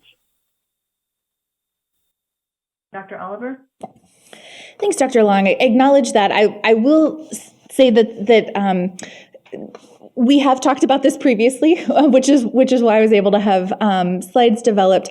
I will also say that even if given more time, as I kind of mentioned on the last slide, we may not have substantially more data to bring, specifically as it relates to the 50 to 64-year-old population without medical conditions. As I mentioned, that's a relatively small population. And so, even with additional time, we may not have substantially more data that would clarify, which was one of the reasons that it is potentially proposed today, but absolutely leave it up to you guys for discussions and vote. Thank you. Dr. Daly. Yeah, I just, Dr. Long, I really appreciate those comments, and I've been thinking about it a lot, and it is something I struggle with. I think we all recognize that a should recommendation is inherently a stronger recommendation. But then I'm also just kind of trying to take a big step back and think about, okay, what are we seeing in the US? And we're seeing rising case counts. And what are we seeing in Europe? And, we're kind of heading into the holidays and heading into the winter. And so even though I've thought a lot about this, I think the reason I've come down on the side of feeling more comfortable with should over age 50, and I'm not one to rush decisions, but the reason I've come down on that is really because, again, it's a stronger recommendation, and I want to make sure that we provide as much protection as we can, including, I think there's some benefit to the 50 to 64-year-olds broadly, including those without a medical condition when I look at kind of the national and the international landscape. So I want to recognize I don't like making rushed decisions, and I don't feel like this one's rushed. And that's why I come down that I feel like the benefits in that group of a stronger recommendation would outweigh the risks. But I really appreciate your comments. Thanks.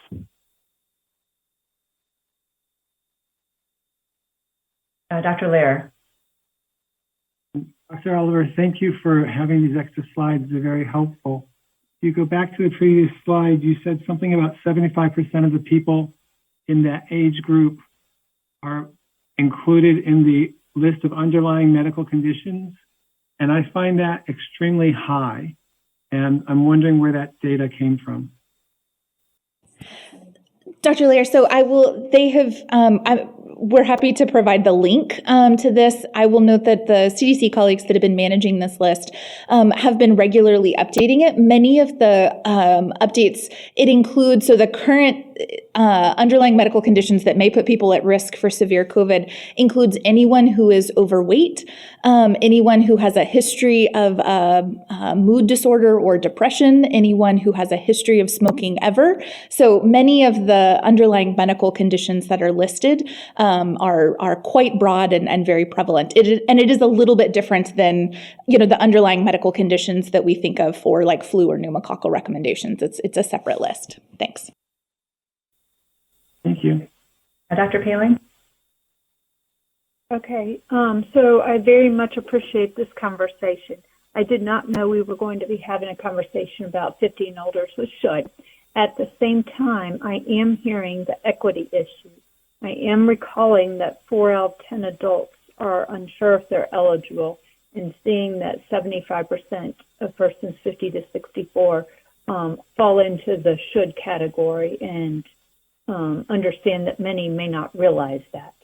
And then if I look at your slide 14 for VE, again, symptomatic infection by age group, it seems like there is a bit of a decline in the 55 to 64-year-olds. So I am leaning towards seeing a benefit, particularly as we go into the holiday season. And so I just wanted to say thanks. Thank you. And I'm just going to jump in really quickly, and then I see 2 more hands raised, and I'll just ask all 3 of us to be quick, which is I am actually also in favor of the 50 plus, and the reason being that I do think that the vast majority of people are eligible. That list keeps changing, and I think it's actually, I'm not even sure I could keep up with who's eligible and who's not eligible. And so those criteria that change over time are difficult to implement. I think the second thing is the equity issue. I think that's huge. Third is, from an implementation perspective, we might get more consistent rates of vaccination or use of boosters in that manner. But I think, and I'm just going to speak from a personal perspective, if my friend who didn't have any high-risk medical conditions was 60-year-old and asked me if they should get a booster, I would actually tell them yes. And that's because I would want to protect them against infection as well as the potential for severe disease in that age group. So even in a healthy individual, I still think I personally, and this is my personal recommendation, would consider it, which makes me think that it's hard for me to say that others shouldn't get it. So that's my personal opinion. Dr. Duchin. Thank you, Dr. Lee. I agree with all those points. I just wanted to reiterate that the vast majority of people in the greater than 50 to 64-year-old range do have an underlying medical condition. I was going to suggest that you share a very long list with the ACIP members and the viewing audience, if possible at this point, and also remind everyone that we know time and time again, we've seen that risk-based recommendations don't work. And so here we've got a subgroup with where the vast majority meet the criteria, and I think that's a very good population for an age-based and not a risk-based recommendation. Thank you. Thank you. Dr. Zimmerman? As a practicing physician in the inner city in a federally qualified health center, and one who's doing a lot of education on COVID vaccines, the simplicity and case for the should for age 50 is readily apparent. And so I support the comments that have been made about the should for age 50. Thank you. Thank you. Dr. Lair?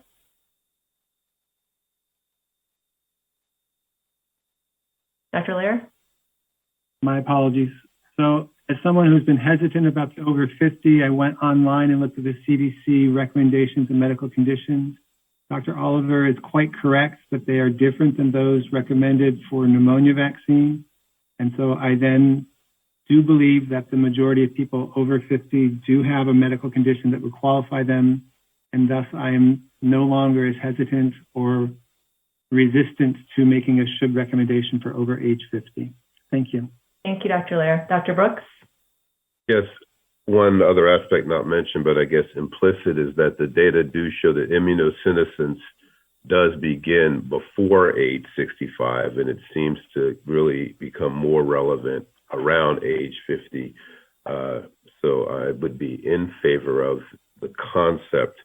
The one thing we need to think about, though, is if we make it should, an earlier discussion regarding would this be over time considered a booster versus just the completion of a series of vaccines would then lead to the concept of requirements. Will employers require, or will others require you to have a series? So I think that we need to keep that into account also. But from the biological profiles and the safety profiles, it is reasonable to change this to a should for the basic concept of getting more people vaccinated in a more clear, equitable, and simplistic fashion. Thank you. Dr. Sanchez? I just, again, want to voice my support of that. And Grace, I also want to say that I, too, would recommend booster vaccination for those 50 and over, even without, and actually I have already. So I would be in favor of such. Thank you. And with that, Ms. Bata.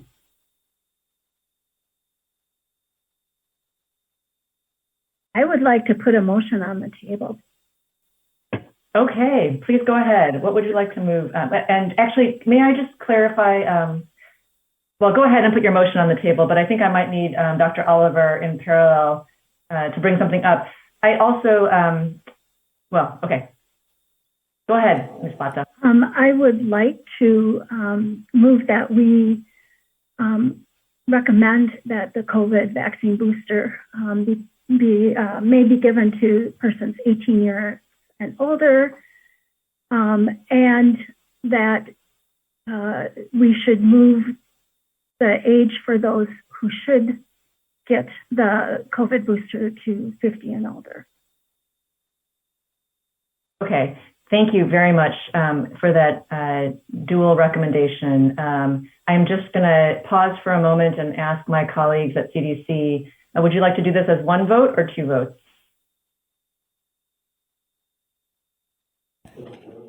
This is Dr. Oliver. I will say I have them on two different slides. I am happy to accommodate, and Dr. Cohen, if you want to weigh in on the best way to handle this, I have two separate slides. I can put them on one slide, or we can take it as two separate votes. Yeah, this is Amanda. I guess I would argue that given the way that we've had this discussion, maybe taking two votes would be best. Okay, thank you. So why don't we go back to vote on the first one that you had up? And Ms. Bata, would it be okay if we revisited your motion? I apologize. And if you could just restate that one more time, given the intent to have two separate votes. Sure. I will withdraw the previous motion and move that we recommend a single COVID vaccine booster dose for persons 18 and older who received an mRNA COVID vaccine primary series at least 6 months after the primary series. Thank you. Do I have a second? Dr. Cotton? Yes, I would like to second that. Thank you. It's been moved and seconded that we consider the vote language on the slide here. I would like to move to the next slide, Dr. Oliver. Thank you. And here is the vote language for the second slide. A single COVID-19 vaccine booster dose is recommended for persons age 50 years and older, greater than or equal to 50 years, who received an mRNA COVID vaccine at least 6 months after the primary series under the FDA's EUA. And I see Dr. Lair's hand is raised. 2 comments. If you go back 1 slide, I want to emphasize the individual benefits and risks so that is very clear, and I thank you for highlighting that. If you go to the next slide, I'd like to make sure that we recognize that those people who are already in the should category, who are under 50, over 18 and under 50, like people in long care facilities, that we're not changing that at all with either of these 2 votes. We're continuing that should recommendation. Dr. Lee, if I may, this is kind of pulling, so agreed, Dr. Lair, there was a lot, it's difficult to kind of put it all in a single vote slide, but if both were adopted, this would be the recommendation. So you're correct, the should would be 50 and over and 18 in long-term care facilities. The may, based on individual benefits and risks, would be 18 years of age and over. And the guidance would be the same. If this isn't after an mRNA vaccine, it would be 6 months later, and any FDA-approved or authorized vaccine could be used. So all of the existing recommendations would stay the same, and we would just update. It was just hard to put it all into a single vote language, but we'll reflect that in the guidance and considerations. This slide looks wonderful, and thank you very much for creating it on the yes. Thank you, Dr. Oliver, for the backup slides. Can you go back to the vote, please? The next one, I think. There. So, Dr. Lair, did I hear a motion? I think we have a motion. If we need a motion on this one, I have a motion on the slide is presented that a single COVID vaccine is recommended for persons over age 50 who received an mRNA COVID vaccine at least 6 months after the primary series under the FDA's emergency use authorization. Thank you. And Dr. Paling? I'd like to second. Thank you. Thank you. So this has been moved and seconded that we consider this as vote number 2. Any additional urgent items for discussion? Okay, I don't see any new hands raised, so I am actually going to suggest we move to a vote. And as a reminder for all of us, I'm going to ask our ACIP members, if you are able to, and in a place where you can turn your video on, if you could please do so. If you are unable to, that is okay too, but if you're able to, we'd appreciate it. Thank you. And I'm going to ask for members to state your name, whether you have a conflict of interest, and then your vote. So I'm going to ask vote number 1 listed here, Dr. Sanchez. Sanchez, no conflict, yes. Thank you. Dr. Talbot? Okay, we'll come back to Dr. Talbot. I'm going to go out of order just to warn you. Dr. Daly? Matt Daly, no conflict, yes. Thank you. Dr. Chen? Gilbert Chen, no conflict, yes. Thank you. Dr. Long?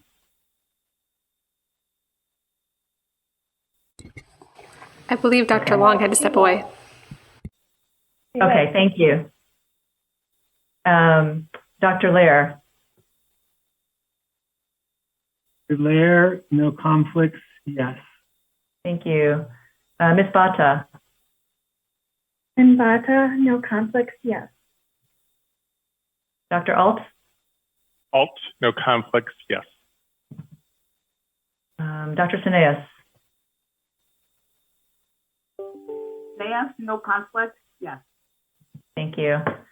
Dr. Cotton? Neil Cotton, no conflicts, yes. Dr. Paling? Kathy Paling, no conflict, yes. Perfect. Lee, no conflicts, yes. Because I went completely out of order, I'm going to ask if there's any members that I missed who are present who would like to vote. Dr. Oliver Brooks, no comment, yes. No conflicts. No conflicts. Thank you. Thank you, Dr. Brooks. I appreciate that. So are there any additional members? Okay. So I am tallying, did I share my vote already, everybody? I did. Okay, thank you. Then we are 11 yeses and 0 noes, and vote number 1 passes. Okay, we're going to move on to vote number 2. I'm going to start first so I don't forget me. I'm going to say Lee, no conflicts, yes. I'm going to go to Dr. Brooks. Dr. Brooks, no conflicts, yes. Ms. Bata. Limbata, no conflicts, yes. Dr. Sanchez. Sanchez, no conflict, yes. Dr. Daly. Daly, no conflicts, yes. Dr. Paling. Paling, no conflict, yes. Dr. Lair. Lair, no conflicts, yes. Dr. Chen. Chen, no conflicts, yes. Dr. Alt. Alt, no conflicts, yes. Dr. Cotton. Mail Cotton, no conflicts, yes. Dr. Sineas. Yes, no conflict, yes. Are there any additional members present that I did not ask for your vote? Okay, I have for vote number 2, we have 11 yeses and 0 noes, and vote number 2 passes. I'm going to ask, thank you everybody for your votes and for the discussion today and for being efficient on time. I will ask if there are any individuals who would like to make a statement before we close. If you would like to make a statement, please go ahead and raise your hand. Dr. Cotton. As a clinician deep in the clinical trenches, I am really glad that we have clarity and streamlining of the recommendations so that all Americans can understand the vaccines that are recommended for them at this time. And I'm proud of the work we've done today. Thank you, Dr. Cotton. Dr. Lair? We'd like to thank Dr. Fink and Dr. Oliver for portraying all the excellent reasons for having this. I think it'll be especially important going into the holiday season and the winter season. I look forward to having more data in the future about whether this is actually a booster dose or whether it's a third dose of the primary series. So that will take months, if not years, to figure out. Thank you. Thank you. I actually wanted to make a couple of brief comments, but I want to make sure, are there any other members who would like to make a comment? Okay, I wanted to end by thanking, by thanking our colleagues for the discussion today. I also I felt like it was important for us to acknowledge the elephant in the room, that there are many voices that the public hears regarding the best way to use vaccines to handle this pandemic. We recognize that this pandemic has created a situation where absolutely nothing is normal. Everything moves quickly and data are constantly evolving, and local context can drive differences in the urgency and the need for these boosters and vaccines in general. And diverse opinions at every level are always valued. However, it does create communication challenges and can often lead to more confusion, not only for the public, but we're recognizing even amongst our provider community. Which brings me back to the ACIP. Our committee has been in place since 1964. We became a federal advisory committee in 1972, nearly 50 years ago, and a priority for the ACIP has always been to ensure that we apply a consistent process for reviewing this data and that we're doing this in public view. And so there's transparency on the rationale for our recommendations. During a pandemic, both speed and process are incredibly important, and ensuring that the public can understand the rationale behind any recommendation is critical for ongoing public trust. And because of this, I actually wanted to take a moment to thank Dr. Rochelle Walensky for being consistent and unwavering in ensuring that ACIP continues to have a process that allows us to transparently review the data and the science that are available in these open public meetings.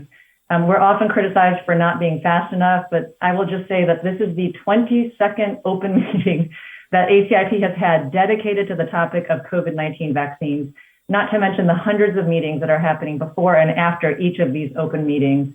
And our commitment as ACIP members is to the public. So I do hope that we will continue to rely on the ACIP process, as I believe that public deliberation is an important part of our pandemic response. And with that, what I'd like to do is ask if there are any further business or objections to adjourning today's meeting. Hearing none, I'm going to say that today's ACIP meeting is now adjourned.